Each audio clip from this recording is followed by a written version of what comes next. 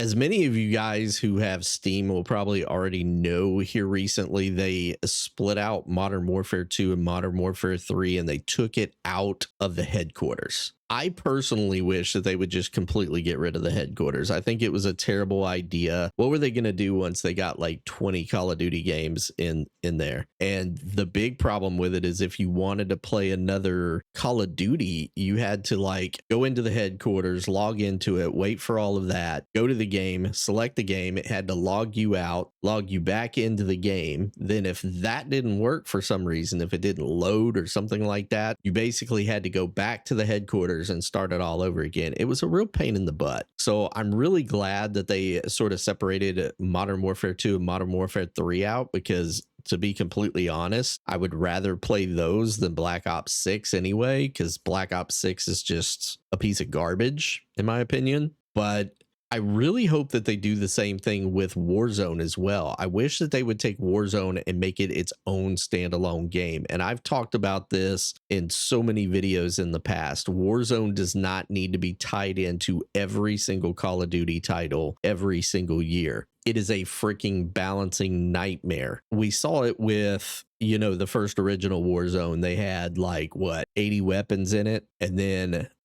Cold War came out and they tried to merge another 80 weapons in. So you had 160 weapons that you had to try to balance. Then when Vanguard came along, they tried to tie it in. You've got even more weapons, and they just keep going in this repetitive cycle where you end up having like 160 weapons in the game, and there's really only 3 or 4 of them that are metas. So the rest of them are just kind of a waste. They don't really spend the time trying to balance the weapons out. You know, having so much to try to balance out in a game, it's just absolutely terrible. In my personal opinion, if they want to make Warzone truly successful, it needs to be its own standalone game. It does not need to be tied in with every single title. They need to maybe slowly release 1 or 2 new guns for it every once in a while, or maybe switch some guns out. Maybe they say, okay, we're going to take a few out, we're going to add a few in, just to kind of give it some variance. But in my personal opinion, until they separate Warzone the same way now that they've taken Modern Warfare 2 and Modern Warfare 3 out, I think it's going to continue to keep having problems.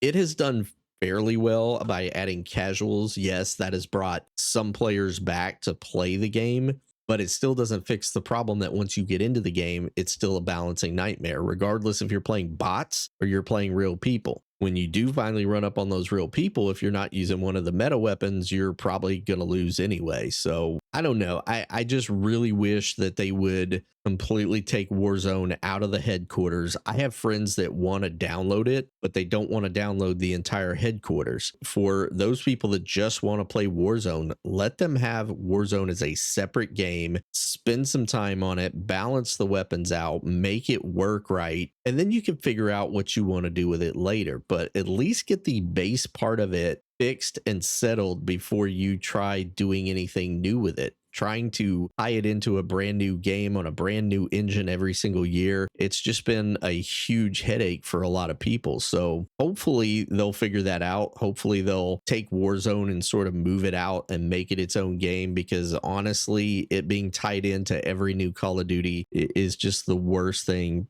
for that game. It's the worst possible thing that they could do.